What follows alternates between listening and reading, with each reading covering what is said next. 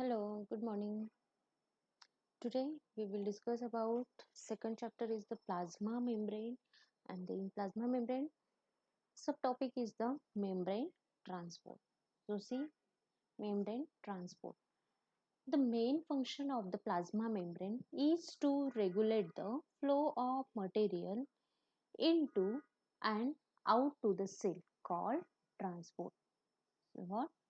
The main function of the plasma membrane is to regulate the flow of material into and out to the out to the cell called transport.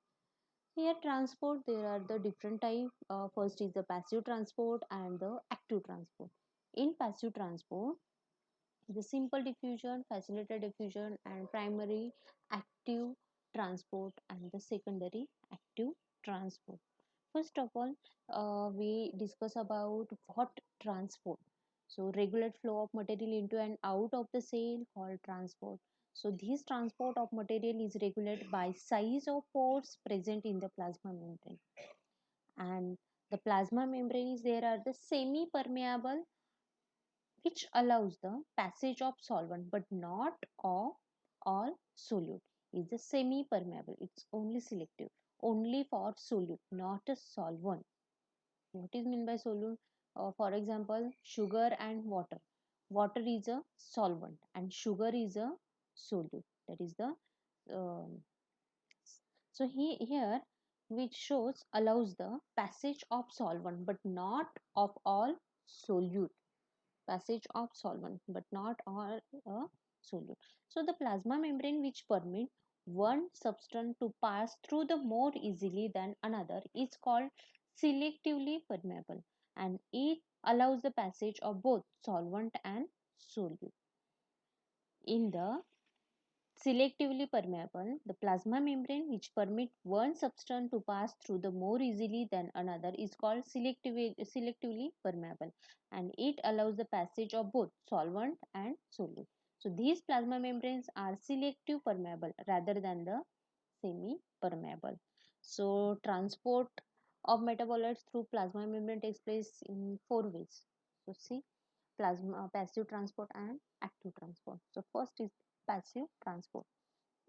In the passive transport there are the two type of transport, simple diffusion and facilitated diffusion. In the simplest diffusion, the simplest way for a solute to get from one side of the membrane to the other is simple diffusion, and it is unassisted net movement of solute from a region where its concentration is higher to a region where its concentration is lower. Got it? Higher to lower concentration. Where its concentration is higher to region where its concentration is lower. And the concentration gradient disappear as diffusion occurs. So see in diagram there is extracellular and intracellular is the cell membrane, and here potassium and chlorine ions, some sodium ions. Its pore is near about 7 angstrom in unit.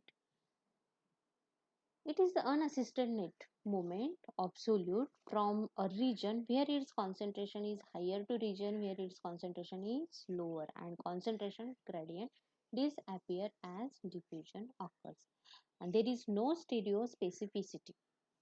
See, in simple diffusion, there is no stereospecificity and it is slow process. Simple diffusion is a slow process and ATP is not utilized. Here no energy required. Okay, but it is a simple diffusion. And next one is the facilitated diffusion. In facilitated diffusion, also known as facilitated transport or the passive mediated transport. Facilitated diffusion, also known as facilitated transport or passive mediated transport. It is process of spontaneous passive transport of molecule. Is the process of spontaneous passive transport of molecules. So in this type of diffusion, energy not required and it takes place along the concentration gradient. However, it different from simple diffusion in some respect. How? See.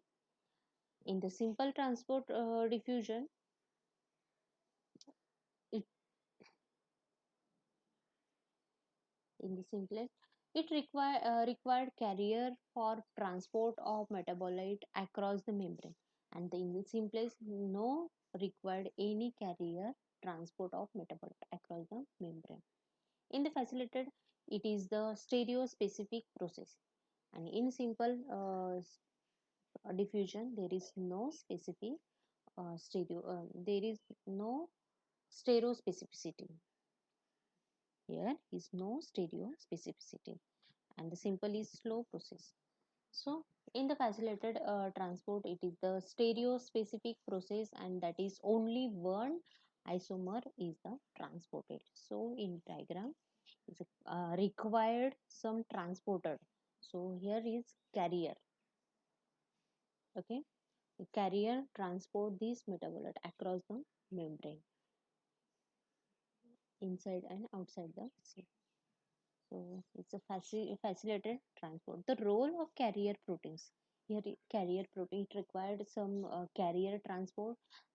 So here the carrier protein, and the role of carrier protein is simple to facilitate the diffusion of a polar or change solute. So carrier are protein with respectively low molecular weight. It's about 9 to 40,000, but they are highly selective. Okay, but they are highly selective. The metabolite binds to the carrier protein at the outer surface of the membrane to form carrier metabolite complex. So these diffuse along the concentration gradient, that is from high concentration to low concentration regions. So the metabolite is released towards the inner surface of the membrane as there is low concentration of metabolites on the inner sides. So it is continuous as long as there is a concentration gradient. The transport of glucose into the erythrocyte is the good example of facilitated diffusion. What in the transport of glucose? Instant energy. So the transport of glucose into erythrocyte is the good example of facilitated diffusion. See in there.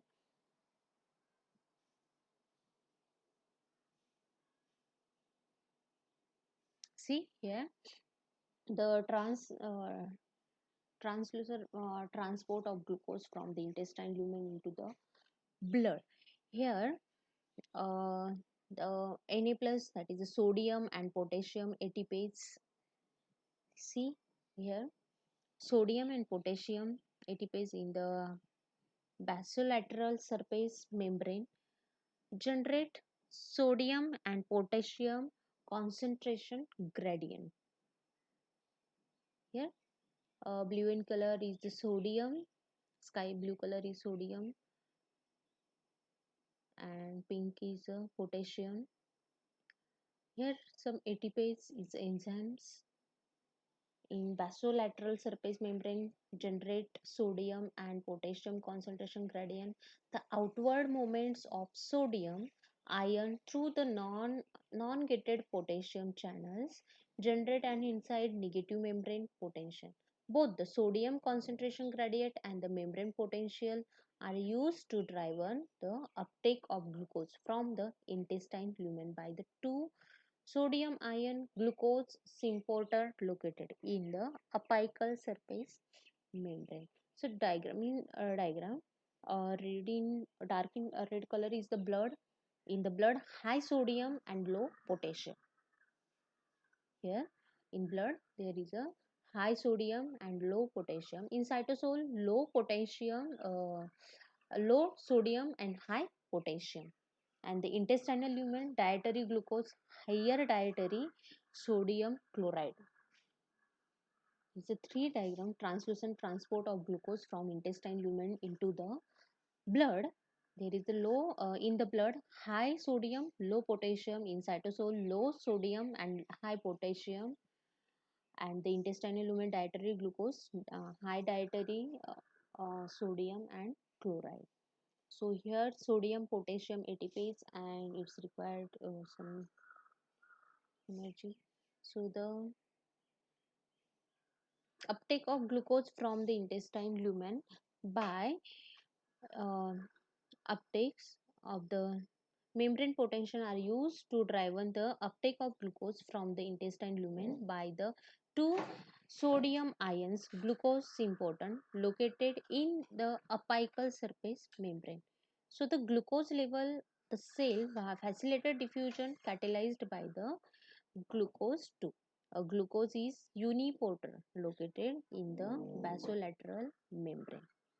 So see, is a good example of the erythrocytes of facilitated diffusion. So second is the active transport. In the active transport, the diffusion of substance takes place across the membrane from high to low concentration. So the diffusion of substance takes place across the membrane from high to low concentration, higher concentration to lower concentration. But membrane are also able to effect the transport of solute up the gradient, that is in the direction of increased concentration. So normally cell have higher concentration of sodium ions which is maintained at all times when the cell is at resting potential. Normally cell have a higher concentration always, okay, normally cell have a higher concentration of potassium ions and which is maintained at all time when the cell is at resting potential. So so to do so the cell has to continuous translocated a solute or potassium ions into the cells by active transport mechanism at expense of metabolic energy. Okay. So the most of the inorganic ions, amino acid and carbohydrates are actively transported across the membrane.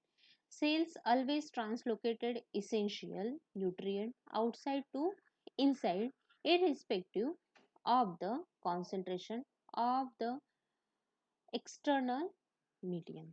In the external medium, most of the inorganic ions, amino acids like inorganic ions or some protein amino acids and carbohydrates are actively transported across the membrane. Cell always translocated essential nutrient outside to inside irrespective of the concentration in the external medium. So this is essential in order to maintain the steady state, just essential order. So it's a steady balance equilibrium in the many cells. Equilibrium of diffusion can be adjusted by coupling energy yielding reaction so that the cells are able to translocate solute or metabolites against the concentration gradient. And in addition it allows various substances such as secretory product and waste materials to be removed from the cell or the organelle even when their concentration outside is greater than the insides. How it allows various substances such as secretory products and waste materials to be removed from cell or organelle even when their concentration outside is greater than that inside the cells. So third, it enables the cell to maintain constant or non-equilibrium intracellular concentration of specific inorganic ions, notably potassium, sodium, calcium, and hydrogen ions. So the membrane proteins involved in active transport are often called PUM, which selectively transport specific component molecules. So in diagram, in the primary active transport, there are the sodium transport inside to outside and potassium inside to outside. There is some translocating ATPs. In sodium and potassium translocating ATPs is required. In secondary active transport, they are the outside to inside, the sodium and glucose. So there are the some carrier proteins required. So glucose carrier. Got it? So it is the unidirectional, that is the vectorial or the one directional transporting. Cell always translocated essential nutrient outside to inside, irrespective of the concentration in the external mediums. So an active transport system that transports solute across membrane one direction will not transported that solute actively in other directional, that is the unidirectional transporting or the vectorial transporting. So depending on the energy source, active transport is regarded as being either direct or indirect. So it's see here, direct depending on the energy source, active transport is regarded as being either direct or indirect. So direct transport, so in the direct transport, the accumulation of solute molecules or ion on one side of the membrane is coupled directly to an exergonic chemical reaction. See here, ATPase is the channels when transport molecules enter into the cell. It's an exergonic chemical reaction and mostly the hydrolysis of the ATPase. So transport protein driven directly by ATP hydrolysis is called the transport ATPase or the ATPase pump in the direct transport system. So in another diagram is a revolving door model of active transport is a indirectly active transport. On the other hand, depend on the co-transporter, means the carrier proteins. Co-transport depending on the co-transport of the two solute, with the moment of one solute down its gradient driving the moment of the other solute up its gradient. So in most case of the two solute is an ion, usually sodium and hydrogen, that moves exergonically down its electrochemical gradient driven the concomitant transport of the second solute such as monosaccharide or amino acid against its concentration gradient. So here the direct or indirect active transport. So some transport proteins, simple transport, that is the one solute from one side of the membrane to the other. They are called the uniport. Simply, single port. So in diagram, see transporters. Overview of the electron transport proteins. So transporters. In third diagram, third number is the uniport in the A. The some transport protein simple transport one solute from one side of the membrane to the other. They are called uniport, and others function as co-transport systems in which the transfer of one solute depend on the simultaneously sequential transfer of second solute either in the same directional is called symport or in the opposite direction is called the antipodes. So first of all, overview all transporting. So here the gradient are so gradients are indicated by triangle with the tip pointing towards the lower concentration electrical potential. So here pink in color is a triangle with the tip pointing towards the lower concentration electrical potential or the good. Here exterior and cytosols. First see in first diagram ATP powered pump. There is the ions 10 raised to 0 to 10 raised to 3 ions, ATPs to ADPs used to be had. So here or the both, then the pump utilized the energy released by ATP hydrolysis to power movement of the specific ion, is a red in circle or small molecules against their electrochemical gradient. Then in second diagram, see ion channels. In the ion channels, channel permit movement of the specific ions or water down their electrochemical gradient transport, which fall into the three groups: facilitated movement, of specific small molecules or the ions. Okay, and in third diagram there are the uniport, symport and antiports. So uniport transport a single type of molecule down its concentration gradient. So co-transport is a sym transport, and the anti-transport catalyze the movement of one molecule against its the concentration gradient. So here the black in circle, see in three diagrams, black in circle is the driven by the movement of one or more ion down an electrochemical gradient.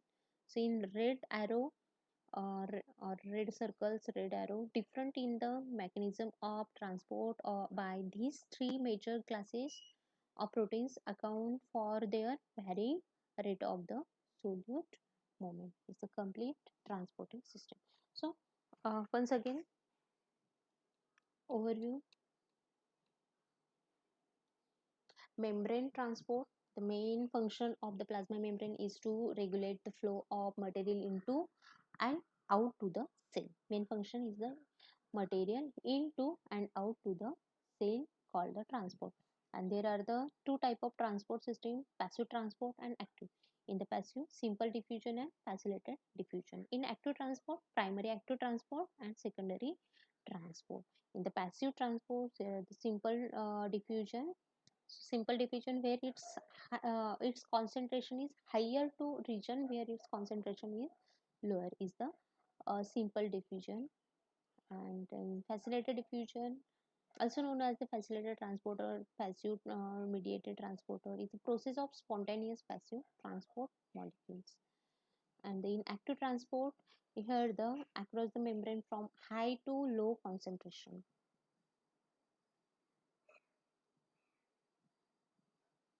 Cell always translocated essential outside to inside, irrespectively the concentration is external, medium, unidirectional, vectorial. Depending on the energy source, active transport is regarded as being either direct or indirect. So revolving models and overview. So, okay, thank you. Next lecture on pinocytosis and phagocytosis.